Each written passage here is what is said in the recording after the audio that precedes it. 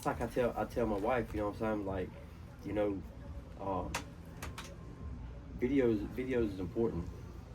Shooting videos is important, not just from content, not for my home's sake, but for other people, man, because other people rely on that. People rely on me posting a video. People that are driving to their painting job or their factory job or whatever, and they just need something to, their boss is getting on their nerves, they just need something to laugh at. Something to laugh at, bro. Yeah. You know, laughter is medication these days. A lot of people, man, when I was in Walmart yesterday, the other day in Franklin, I was passing out free bracelets. You know what I mean? Merch bracelets. What am I ain't losing nothing, you know what I'm saying? Yeah. So I'm passing, and every time I gave one, I asked them, I said, man, y'all like to laugh? You know what I'm saying? You like to laugh? And they, yeah, we like to laugh. Well, here's your bracelet, follow me, you know what I'm saying? I'm on all platforms. And man, I've gained followers since I've been here in the past couple of days. Even one person I gave it to, she said she already followed me. You know what I mean? So it's like, I'm starting to see more of that, like, but I'm starting to see more people who struggle with addiction following me. Yeah.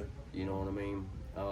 And that's where I get my satisfaction from. Yeah. You know what I mean? Like my wife, somebody done reached out to my wife to come speak at a women's conference for people who struggle with addiction and stuff like that. So it ain't just me reaching out. You know what I'm saying? People reaching out to me, people reaching out to her because of what I do. Yeah. You know, and that's a blessing, man. Like, but my biggest goal, man, right now is more bookings and a small tour. Like, whether it's opening up for somebody, whether it's hosting for somebody. Yeah, just getting your foot in. That's it, bro. You know, because you're not going to lose. You know what I'm saying? You even if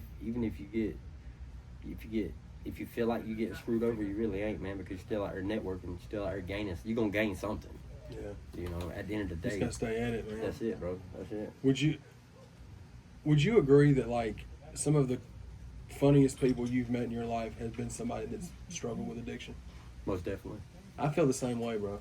I think the same thing. Most definitely. Because we all been through something. I mean, we all got vices and shit. You know, I had a bout, like, with pain pills and Xanax and stuff. Nothing crazy, but enough that it almost killed me because I was acting up. Yeah. You know?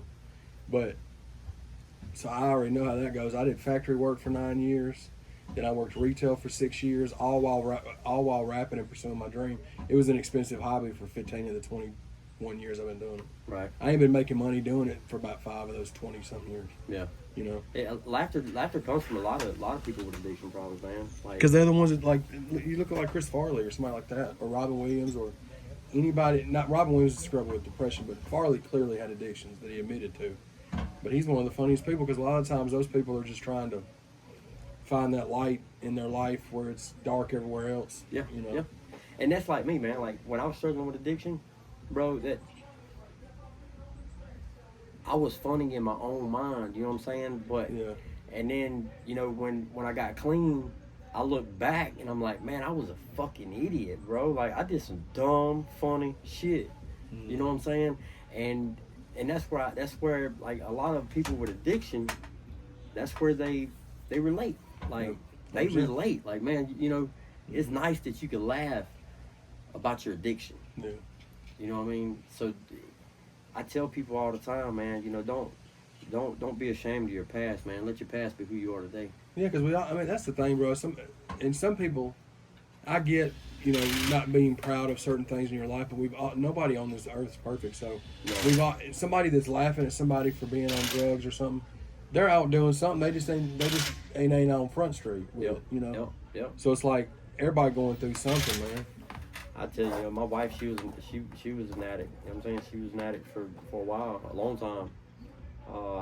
And I mean, she has her own testimony, bro, that's powerful to a lot of women. Yeah. You know what I'm saying? It's unbelievable powerful to a lot of women. And it's crazy, man, because, like, you know, she helps me, I help her. She's my biggest fan. Yeah. You know what I'm saying? I don't care what nobody says, you know what I'm saying? She's my biggest fan. And I got God in what we do to an extent, you know what I mean? I always tell people God's still working on me, but I know He's God, and He's a higher power. You know what I'm saying? But for sure. At the end of the day, man, my kids, bro, my fans, you know, that's why I do. That's one of the biggest things. That's just one of my biggest motivations, man. Is and every day, bro, there's somebody reaching out to me and saying, "Hey, man, this kid, you know," and they tag me in it, and this right here's the one who is what made me laugh, man. Is what's helping me. And there's times where I would just download the skit and just send it to them. Say, hey, you know, anytime you feel like you're about to relapse, bro, just watch this again. Yep. You got it. You ain't got to scroll down my whole page to find this video. Here it is. You know what I mean? Yep. But just options, man. Like there's a lot of options out there, bro, that can help people. And I like laughing. You know what I'm saying? I like cutting up. For sure, me too, man. I mean, I've always lived by the whole creed of like, if you've got the option to smile and laugh or do the opposite, why wouldn't you do?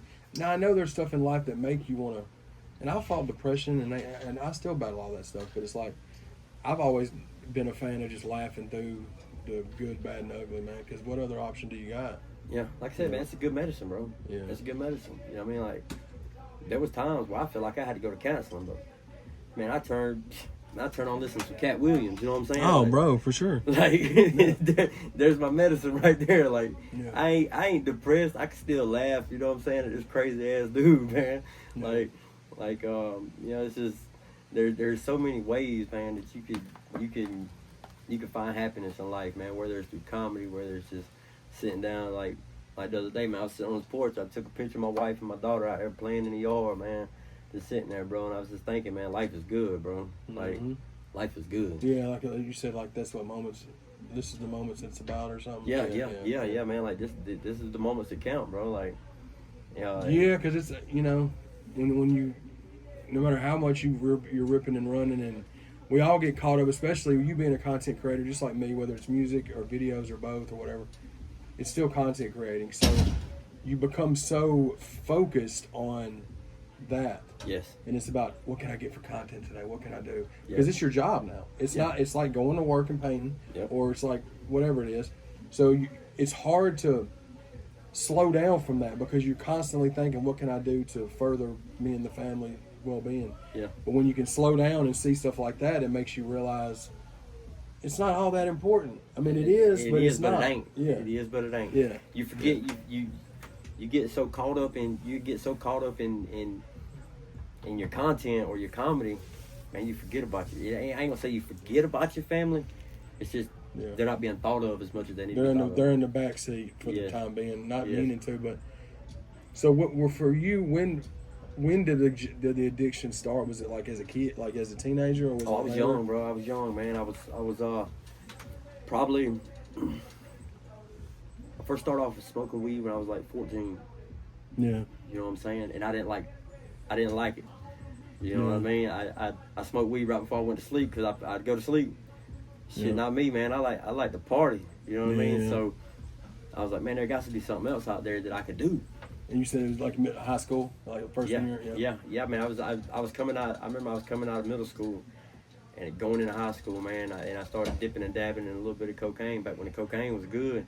And man, it got to where it didn't do nothing but make me want to shit all the time. You know what I'm saying? So I realized then, like, man, I started doing some research, bro, and baby laxative wasn't the answer. You know what I mean? Right. So I got away from the cane, man, and man, I got introduced to that clear, bro. And when I got introduced to that, man, it was game over, man. Yeah.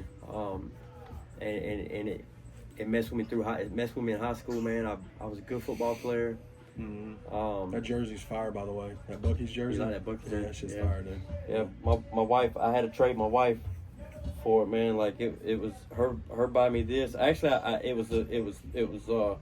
I told her, I said, yeah, babe, I got the money. I paid back, and I got in the car and I just went straight to sleep and I never sent her the money back. So I got a free jersey. You know what I'm saying? Hit her with the whoop to her, bro. Yes, sir. So I got me a free Bucky's jersey, man.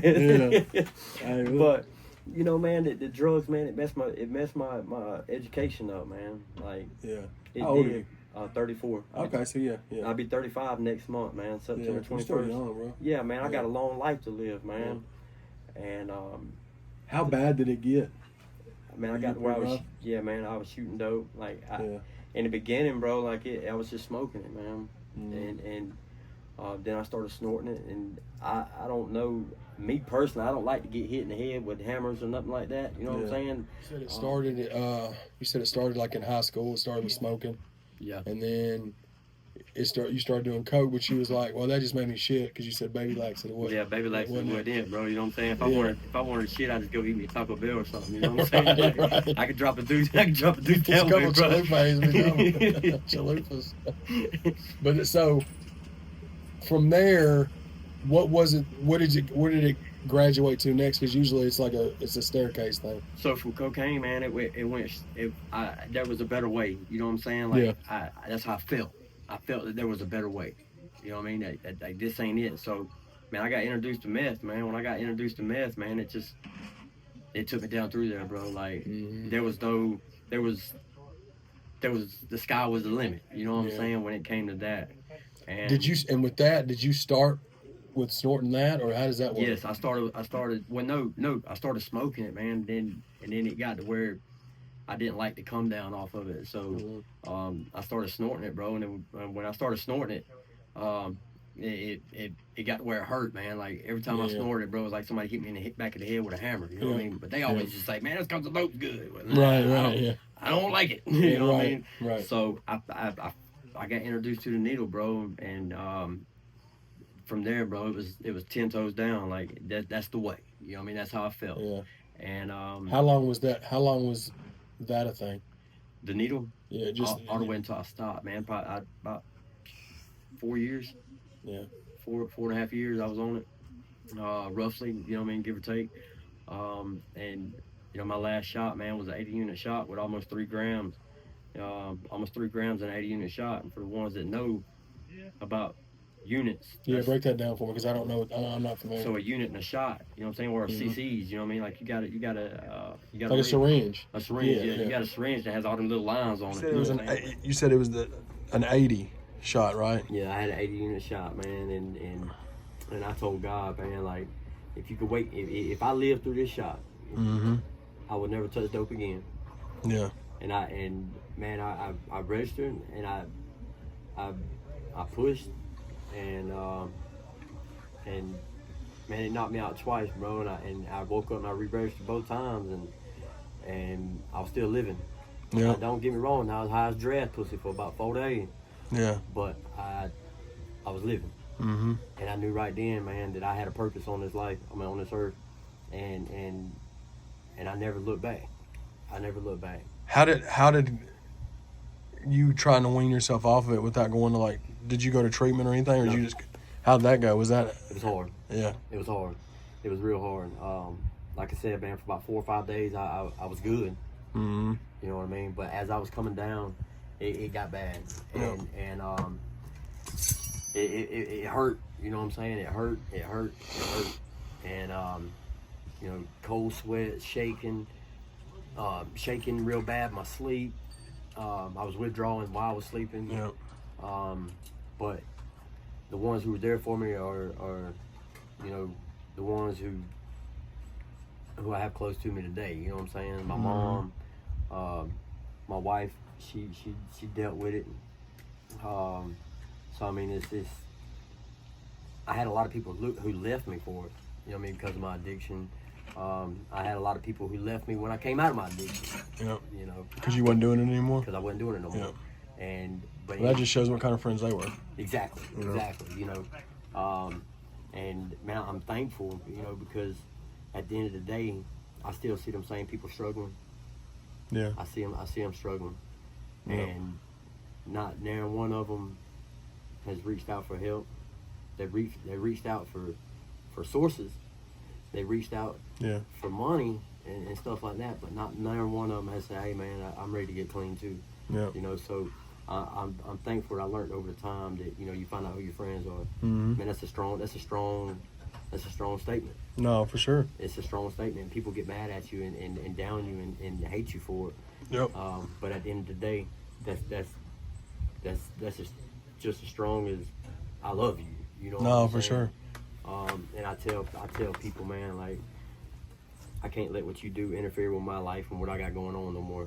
You know what I mean? I used to pick you up and ride with you take you here, take you there, but I just can't put myself in that situation because I got some great things going for me right now. You know what I mean? And they're just getting bigger. You know. Yeah. Speak about the comedy. So, you talking about earlier that you love making people laugh and always have.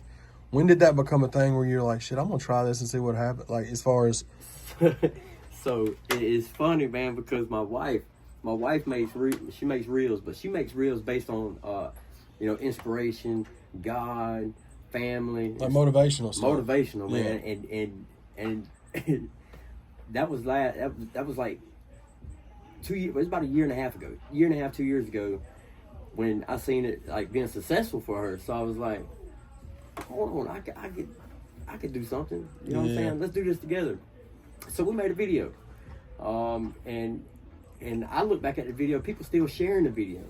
Mm-hmm. You know, people still commenting on the video and liking it, and people being hateful about the video. Yeah. You know what I'm saying? So, we made a video of me cleaning some bricks in my front yard, and at midnight or 3 o'clock in the morning or something like that. You know, but it's like at 7:30, 8 o'clock. The crickets just started making noises. You know what I mean? Right. So, we made that video, and man, that video, it went viral.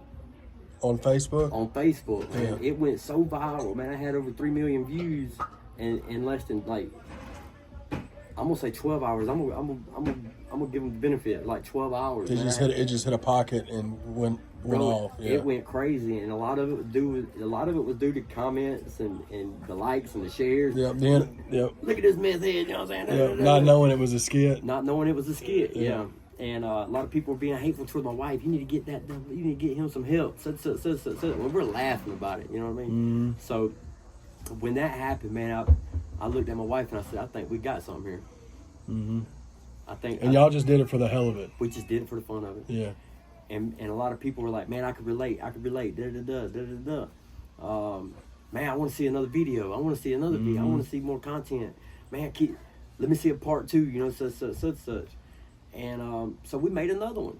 Yeah. And then we made another one and another one. Right. And we just started making them. People started laughing, man. And people were like, man, you're a comedian, bro. You don't even know it, but you are touching lives. Yeah. I was like, dang, man. Like, nobody ain't ever made me feel this good before. Yeah. You're used to, I'm used to feeling the opposite. Yeah. Yes, man. I'm used to people hating on me, man, and like being so negative and stuff like that. Like, I'm used to a hard life. I never had nobody to actually tell me that I am helping them. And when I started seeing that, man, it was amazing, bro. Like, it made me feel good. Yeah. So I was like, man, let's just keep doing these skits. And I was talking to a guy, man, like a guy reached out to me, Ryan Woodcock, aka Bloodhound. Mm-hmm. He reached out to me and he was like, hey, man, bro, you want to further your career? I was like, what career? He was like, dude, you're a comedian, bro. You have a fan, but you have people who love watching you. You got a fan base. Yeah. Like, people look at you as famous. I'm like, nah, bro, that ain't me. You know what I'm saying? Like, that ain't me. I'm not famous. I'm not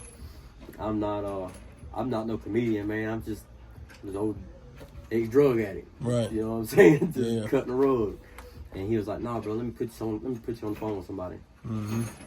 And bro, that phone call changed my life, man. Like, he put me on the phone with KB. Yep. And bro, so, speak about how, since you linked with him, how everything's changed. Bro, since I linked up with KB, man, me and KB sat on the phone. Me, KB, and my wife, we sat on the phone for like 2.5 hours. My wife, she kept saying, babe, that man's probably tired of talking to you. And then KB was like, no, I'm not. Yeah. No, I ain't tired of talking to him. Let's keep talking, man. So we just getting to know each other. Just getting to know each other, man. From Alabama to Kentucky. Yep. You know what I'm saying? He ain't never heard of me. He ain't never seen me on Facebook. He ain't never seen me nowhere. So he's just getting to know me. And we built a relationship right there on the phone, man. And he promised me something. He was like, man, I can't promise you $1 million in 6 months. Mm-hmm. But I can promise you you'll be in a better position than you are right now. Yep.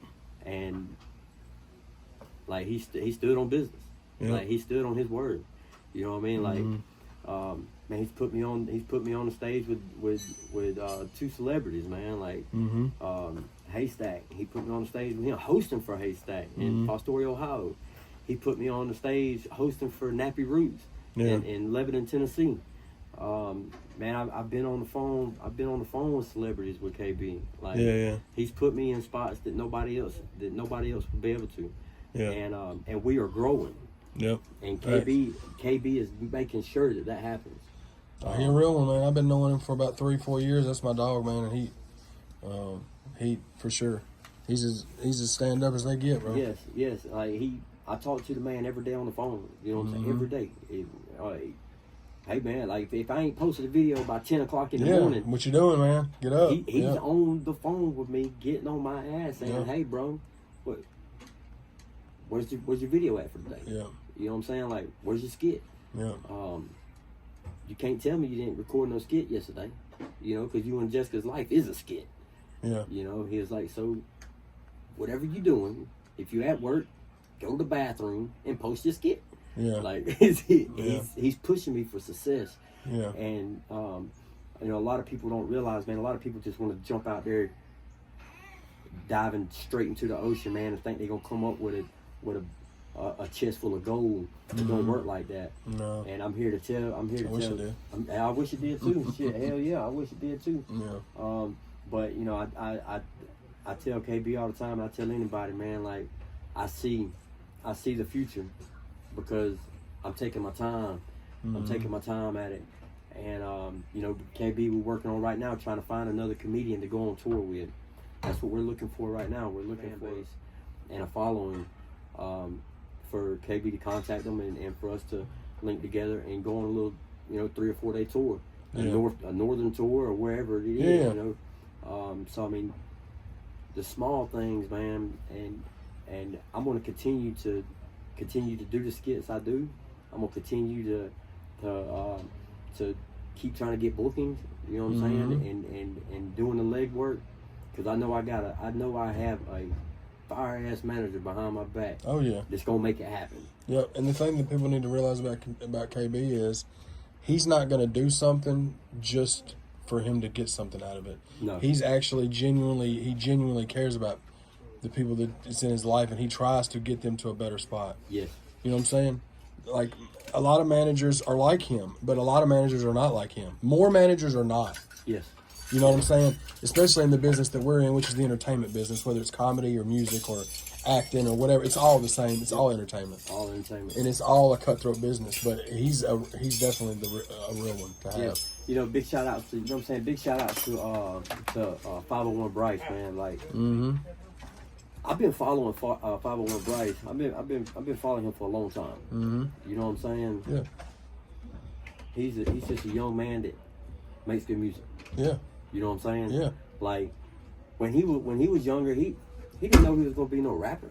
No, man. You know what I'm saying? He didn't know he was gonna blow up the way he blew up. Yeah. When I talked to him, because that's my dog, man. Whenever I talked to him, we did like a brief little interview when we shot him during the break of us shooting a music video that we was doing. And he's been doing it for some years, and then was just working full time and didn't think nothing of it would happen.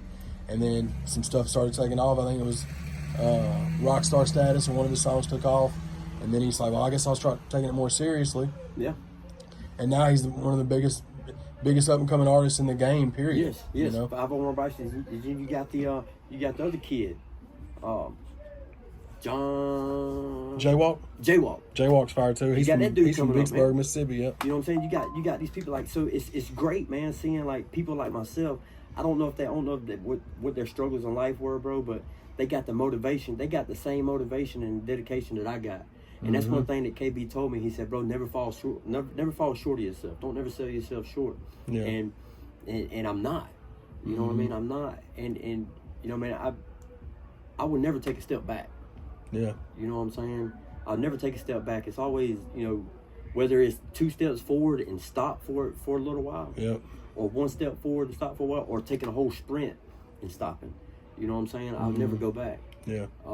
And there's so much room for success, but at the end of the day, there's so much hatred out there that'll knock people down. And if there's anything that I can say to anybody, man, is don't let somebody else's negativity stop you from being positive. Let that push you to be a better person. Let your haters be the one who make you famous. Facts. You know what I'm saying? Facts. Like, and I get so much because of my content as a tweaker. You know what I'm saying? it is. There's a lot of hatred that comes with that. Yeah. But at the end of the day, it's making me a better person.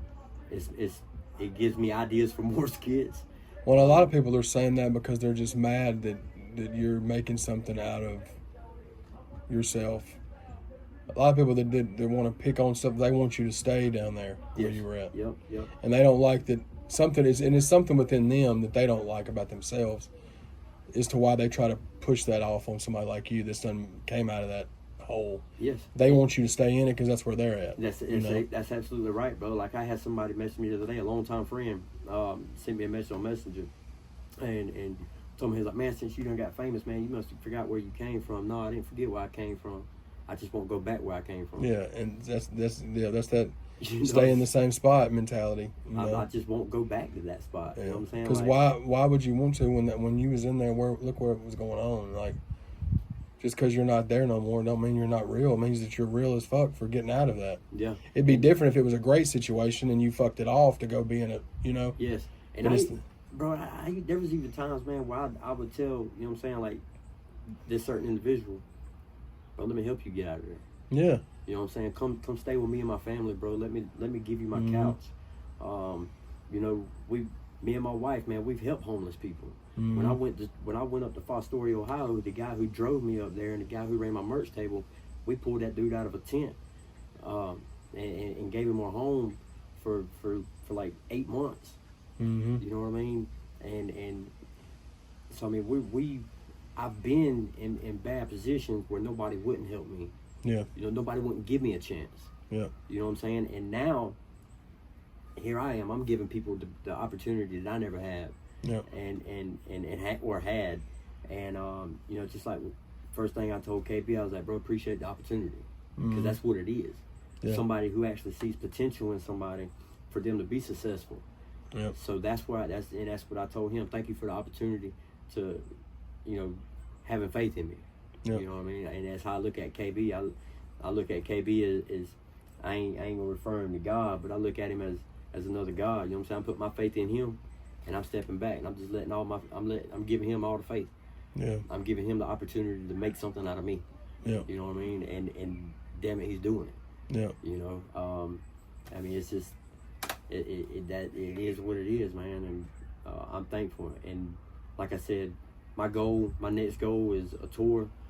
But when I touch that stage in Vegas, I just want to touch it. I just want to rub it. You know what I'm saying? I ain't got to perform on it. Yeah. I just want to rub that. I just want to rub that song gun and say, hey, I made it right here. Yeah. I made it right here. I could perform. I could have a show at the little bar next door to it. You know what I'm saying? Yeah. But I just want to touch that stage and say, yeah, KB, I made it, brother. Yeah. I made it right here. Yeah. You know. Where? Go ahead. We got something in the works with Zanies on a Wednesday night. Oh, sweet. They accepted it. They accepted the booking, and I told my boss, John, great dude, and he knows what I do, and he wants it. When I went and talked to him, he told me, he said, man, I want to see you win. That's love. I want to see you win. So if you need Wednesday off, you go take that Wednesday and you get on that stage and you show them what you got. No, facts. You know what I'm saying? So Zanies is probably going to be my next stop. Right there in downtown Nashville, where you got to pay $28 for 2 hours of parking at a church. Yep. You know what I'm saying? But Golly. we're going to see if we can work something out for some parking for the ones who want to come. Cause Right. $28 to park at a church for 2 hours is a lot of money for a broke man like me. Facts, bro.